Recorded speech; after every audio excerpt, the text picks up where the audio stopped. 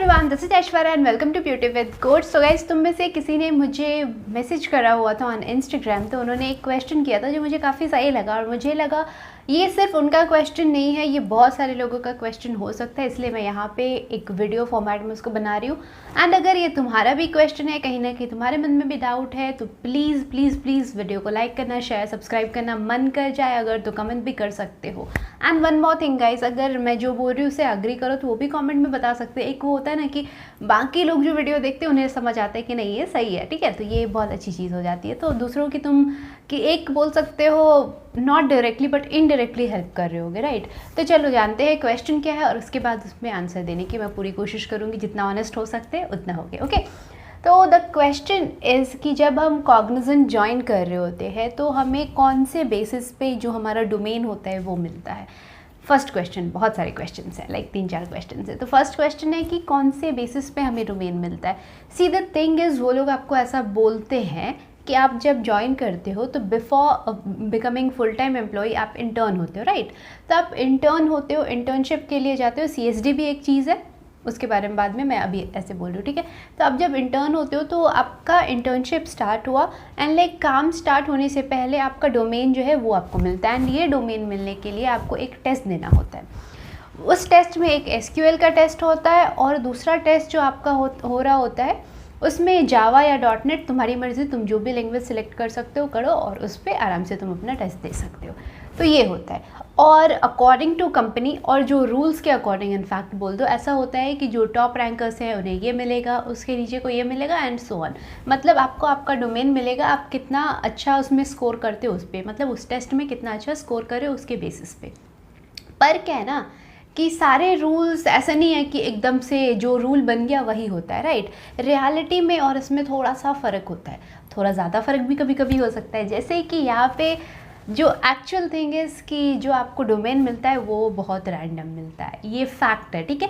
ये फैक्ट है कि डोमेन आपको रैंडम ही मिलता है। एंड जो लोग अभी अभी ज्वाइन कर रहे हो और जो लोग 1 साल या 2 साल पहले ज्वाइन किए हो उन्हें बेटर पता होगा, तो अगर तुम चाहो तो कमेंट करके बता सकते हो लोगों को।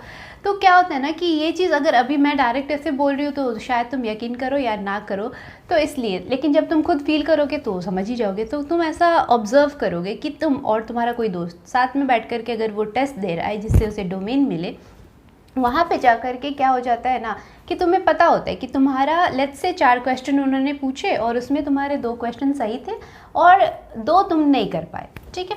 और जो तुम्हारा दोस्त था वो 4 में से 1 भी नहीं कर पाया।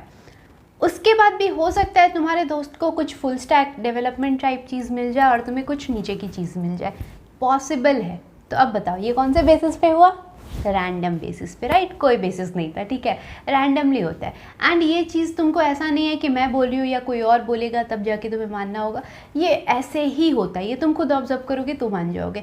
क्योंकि जब हमारा टेस्ट हो रहा था मेरे टाइम में तो वी वर लाइक कि हमें तो बेस्ट चाहिए, राइट। तो बेस्ट चाहिए मतलब जितना ढंग से हो सकता है उतना मज़े से टेस्ट देंगे, उतने अच्छे से टेस्ट देंगे। एंड सबने लाइक हमारे टाइम में ये वर्क फ्रॉम होम उस वक्त तक नहीं था, लाइक 2020 पास आउट्स, तो उस वक्त तक ऐसा नहीं था। हमारा इंटर्नशिप बीच में ही रोक दिया गया था क्योंकि कोरोना आ गया था, तो मार्च में रोक दिया गया था। पर जब स्टार्ट हुआ था, जब हमारा टेस्ट हुआ था, जब हमारा डोमेन असाइन हुआ था, उस वक्त वी वर इन ऑफिस। तो जब हमारा टेस्ट हो रहा था तो ऑफिस में ऑब्वियसली अकेले मैं या कोई और नहीं थे, बहुत सारे लोग थे एंड बहुत सारे हमारे कॉलेज फ्रेंड्स थे, बहुत सारे लोग थे जिन्हें हम जानते हैं अच्छे से। तो ऐसे में क्या होता है ना कि लोग एक दूसरे की थोड़ी थोड़ी हेल्प भी कर देते हैं, बहुत सारी चीज़ें होती है, ठीक है। वहाँ पे तुम्हारे इन्विजिलेटर्स वगैरह घूम रहे होते हैं, बट स्टिल एग्जाम हॉल में चीटिंग करना तो सबको ही आता है, तो सेम कहानी वहाँ भी हो जाती है। एंड उसके बाद अगर तुम हेल्प नहीं भी करते तो तुम्हें पता होता है कि भाई तूने कितना बनाया, मेरा तो 4 बना, तेरा कितना ना, मेरा 2 ही बन पाया यार, मेरा 1 भी नहीं बना। इस तरह की चीज़ें होती है और हम समझ रहे होते हैं कि किसका कितना बना, या अपने दोस्तों को तुम जानते हो कौन कितना बना सकता है, ये भी तुम्हें पता होता है। एंड उसके बाद तुम देखोगे कि अगर लेट्स से तुम्हारा उतना अच्छा नहीं गया है तो हो सकता है तुम्हें बहुत अच्छा मिल जाता है डोमेन। तुम्हारा कोई फ्रेंड है जो तुम्हें लगता है ये तो मतलब टॉप नॉच बंदा है, उसे पता चलता है कि नीचे का मिल गया। तो ये सारी चीज़ें होती है और अगर तुम ये ऑब्जर्व करोगे तब तुम्हें समझ आ जाएगा कि मैं सही बोल रही थी। और जिन्होंने ये ऑब्जर्व किया मैं उनसे रिक्वेस्ट करूँगी कि प्लीज़ कॉमेंट करके बताना। तो ये पहली चीज़ हो गई कि रैंडमली आपको मिलता है डोमेन। वो एग्ज़ाम है उसको अच्छे से देना, आपको भी अपना पता चलेगा और शायद नज़र पड़ गई तो उस बेसिस पे कुछ हेल्प मिल जाए तो मिल जाए, बट मोस्टली ये रैंडम होता है, फैक्ट यही है, ठीक है।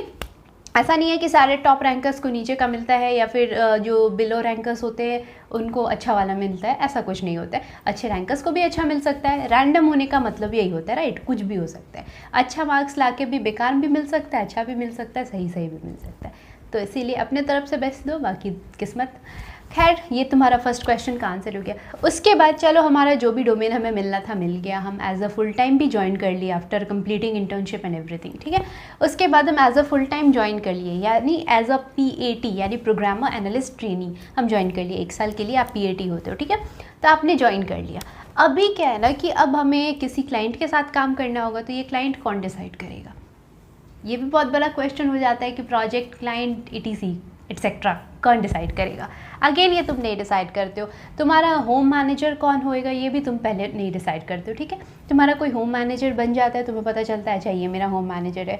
उसके बाद वो लोग तुम्हें, कोई और रैंडम भी आदमी हो सकता है, तुम्हारा होम मैनेजर भी हो सकता है, सॉरी, कोई होएगा जो तुमको बोलेगा कि आपका ये अकाउंट मिलने वाला है, ये वाला VM आपको मिलेगा। VM बोले तो वर्चुअल मशीन एंड एवरीथिंग। वो आपको समझाता है, आपको सारे एक्सेस वगैरह दिलाने में आपकी हेल्प करता है। एंड आप कौन से अकाउंट से लॉक हो रहे हो वो आपको वही बता देता है। तो इस तरह आपको पता चल जाता है कि मैं इस अकाउंट से लॉक हो रहा हूँ। तो उसके बाद उसके अंदर जा कर के अगेन बहुत सारे प्रोजेक्ट्स होते हैं। एक अकाउंट जितना बड़ा है उस पर डिपेंड करता है। अकाउंट बोले तो क्लाइंट, ठीक है। तो क्लाइंट कंपनी कितनी बड़ी है उस पर डिपेंड करता है, उसके अंदर कितने प्रोजेक्ट्स चल रहे हैं, कितना क्या चल रहा है। तो आपका जो ये होने वाला है कि क्लाइंट कौन सी होएगी कंपनी, वो भी आप नहीं डिसाइड कर रहे होते हो, ठीक है। उसके बाद जब आप चले गए वहाँ पे जाकर के कौन सा प्रोजेक्ट जो है वो आपको चाहिए, तो देखो यहाँ पे मैं नहीं बोलूँगी कि रैंडम होता है, या यहाँ पे मैं ये नहीं बोलूँगी कि तुम नहीं कर सकते, तुम कर सकते हो, ठीक है। यहाँ पे क्या होता है कि मान लो तुम्हें तुम्हारे होम मैनेजर ने बोला, या फिर तुम्हें कोई रैंडम सा आदमी आता है टीम्स पे मैसेज करता है कि मैं इस वाले टीम से हूँ और हमारे प्रोजेक्ट टीम में रिक्वायरमेंट है, एंड अगर ऐसा है तो तुम आ सकते हो। इस तरह से तुमने देखा, अगर तुम्हारा मन नहीं करता तो यू कैन रिजेक्ट, ठीक है। तुमने उस प्रोजेक्ट को रिजेक्ट कर दिया कि नहीं मेरे को नहीं करना है, ठीक है, पॉसिबल है। तुमने रिजेक्ट कर दिया, बात खत्म। उसके बाद उनके पास बहुत लोग हैं, वो दूसरे को ढूंढ लेंगे, ठीक है। तुम रिजेक्ट कर दिए, चलेगा। लेकिन बात ये हो जाती है कि तुम कब तक रिजेक्ट कर रहे होगी। एक टाइम के बाद आकर के तुम रिजेक्ट नहीं कर सकते हो, बिकॉज इतना लंबा बैठोगे तो बैठा के पैसे देने के लिए तो वो तुम्हें रखे हुए नहीं है ना। उसके बाद ये भी है कि तुम सबको एकदम ऐसे नहीं एक्सेप्ट कर सकते हो, लाइक ओपन फॉर ऑल, नहीं ऐसे नहीं होता ना, ओपन फॉर एवरीथिंग कोई नहीं होता। तो अगर तुम्हें अच्छा लगता है तो तुम एक्सेप्ट करते हो, नहीं अच्छा लगता है रिजेक्ट करते हो, लेकिन बहुत लंबे टाइम तक तुम रिजेक्ट भी नहीं कर सकते। उसके बाद आ जाता है कि क्या यहाँ पे मेरे होम मैनेजर का कोई रोल होता है मेरे प्रोजेक्ट वगैरह में, तो हाँ रोल होता है। मान लो तुमने कोई सा भी प्रोजेक्ट, पहला प्रोजेक्ट तुम्हें मिला P1 से, P1 प्रोजेक्ट में तुम काम कर रहे थे, वहाँ पे तुम्हारा असाइनमेंट ख़त्म हो गया, ठीक है। मतलब कि तुम P1 प्रोजेक्ट से बाहर आ चुके हो। अभी तुम बाहर आ गए, अब देखो सेकेंड प्रोजेक्ट अगेन ढूंढना एक बड़ा हेक्टिक टास्क हो जाता है। हो सकता है फिर से कोई नए टीम का आदमी आकर के तुमसे कॉन्टैक्ट करे और सेम प्रोसीजर हो, या हो सकता है नहीं करे। तो इस केस में भी तुम्हें कोई, मतलब मान लो कोई तुम्हें कांटेक्ट ही नहीं कर रहा है, तुम चुपचाप बैठे हुए हो, रोज़ लॉगिन करते हो, रोज़ लॉगआउट करते हो और कुछ नहीं कर रहे हो, काफ़ी लंबा ये भी नहीं चल सकता, राइट। बिकॉज तुम्हारे होम मैनेजर को पता है कि तुम्हारा असाइनमेंट P1 से ख़त्म हो चुका है, नाउ यू आर फ्री, मतलब तुम फ्री हो, ठीक है। तो उसे पता है, तो वो आगे रिपोर्ट कर सकता है, ठीक है। और इस वजह से तुम प्रॉब्लम में फिर पड़ जाओगे अगर काफ़ी लंबे टाइम तक रहे हो। थोड़े दिन के लिए ऐसा नहीं कुछ होता है, लेकिन अगर लंबे टाइम तक के लिए हो तो ऑब्वियसली प्रॉब्लम हो सकती है। तो वो ऐसा वक्त होता है जहाँ पे तुम्हें भी थोड़ा एक्टिव होना होता है कि अगर कोई सामने से मुझे कांटेक्ट नहीं कर रहा है तो मैं खुद ढूंढने की कोशिश करूँ कि कौन से प्रोजेक्ट में रिक्वायरमेंट है, ठीक है। जो भी तुम्हारे स्किल सेट्स हैं, जो भी तुम्हारा डोमेन है, उस बेसिस पे कि जा करके कि कौन से प्रोजेक्ट में रिक्वायरमेंट है, तुम्हें भी ढूंढने की कोशिश करनी होगी। तो यहाँ पे एक तुम्हारा कितने एक्टिव हो ये फ़र्क पड़ाएगा। सेकेंड थिंग ये भी फ़र्क पड़ाता है कि तुम्हारा होम मैनेजर कितना एक्टिव है, ठीक है। लाइक इन माई केस मैं बहुत लकी हूँ, मेरी होम मैनेजर काफ़ी एक्टिव है, ठीक है। और वो एक्टिव है तो इसका फ़ायदा मुझे ये हो जाता है कि मुझे कभी खुद से कोई प्रोजेक्ट नहीं अभी तक ढूंढना पड़ा है, लाइक टच वुड, लेकिन 2 साल से ज़्यादा हो गए मुझे नहीं ढूंढना पड़ा है। मेरा एक असाइनमेंट ख़त्म होता नहीं है कि उनके पास नया प्रोजेक्ट रेडी रहता है मेरे लिए। वो मेरे को बोल देती है कि आप इतने डेट से आप इधर जा रहे हो, किसी से मुझे कॉन्टैक्ट करवा देती हैं। तो वो एक्टिव है तो इससे मेरा फ़ायदा होता है, राइट। ऑब्वियसली मुझे उसका फ़ायदा मिलता है, मुझे खुद से नहीं ढूंढना पड़ता है, उन्हें पता होता है। तो वो ऐसे बता देती है मेरे को कि तुम इस पर्सन से कांटेक्ट करो, उसके प्रोजेक्ट में एक रिक्वायरमेंट है, बस हो गया। तो मेरे लिए काम आसान हो जाता है। लेकिन क्या सारे होम मैनेजर्स ऐसे ही होते हैं? नहीं, वो भी इंसान है, राइट, और हर इंडिविजुअल अलग है। बहुत सारे होम मैनेजर्स होंगे जिनको इतनी फिक्र नहीं रहती है, जो बहुत थोड़े केयरलेस टाइप होंगे।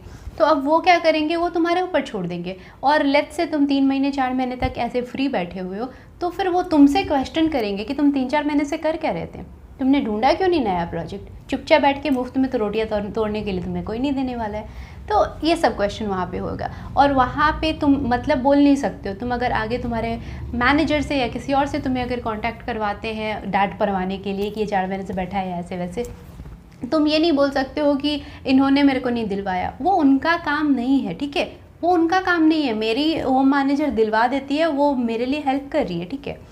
हाँ, उनका काम है कि वो अपने अंदर जो भी एम्प्लॉयज़ है उनका ख्याल रखे, लेकिन मैं नहीं ब्लेम कर सकती अगर वो मेरे लिए नहीं ऐसे ढूंढ ढूंढ के प्रोजेक्ट लेके आ जाए। अगर मेरा एक असाइनमेंट ख़त्म होता है तो वो दूसरा ना ढूंढ के ले आए, तो मैं उनको ब्लेम नहीं कर सकती हूँ, ठीक है, क्योंकि वो मेरी भी रिस्पॉन्सिबिलिटी है, ठीक है, सिर्फ उनकी रिस्पॉन्सिबिलिटी नहीं है। तो ये चीज़ है।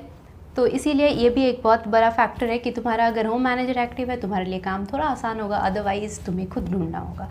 तो ये चीज़ है। लेकिन अकाउंट कौन सा होगा, क्लाइंट कंपनी कौन सी होगी, ये भी रैंडम होगा। तो ये अभी के लिए 2 ही क्वेश्चन रखते हैं। थर्ड क्वेश्चन एक था जो मैं जानना चाहूँगी, अगर तुम इंटरेस्टेड होगे तो मैं उस पर भी वीडियो बनाऊंगी। तो थर्ड क्वेश्चन ये था कि क्या हम डोमेन चेंज कर सकते हैं, बिकॉज जो हमारे फर्स्ट क्वेश्चन का आंसर मैंने दिया हुआ था कि जो हमारा डोमेन होता है वो बहुत ज़्यादा रैंडम होता है, ठीक है, वो रैंडम ही होता है, एक्चुअल वही बात है, ठीक है। तो वो रैंडमली आपको मिलता है। तो क्या हम, मान लो हमें जो भी डोमेन मिला हम उससे खुश नहीं हैं, तो क्या हम उसको चेंज कर सकते हैं? अगर तुम चाहते हो मैं इस पर एक डिटेल वीडियो बनाऊँ तो प्लीज़ कमेंट करके बताना, नेक्स्ट वीडियो बन जाएगी उसी पे, कोई इश्यू नहीं है। अगर नहीं चाहते हो तो मत बताओ, कोई दिक्कत नहीं है। चलो मिलते हैं नेक्स्ट वीडियो में, तब तक के लिए stay healthy, stay fit, love you all. तो जय Aishwarya signing off, bye bye bye.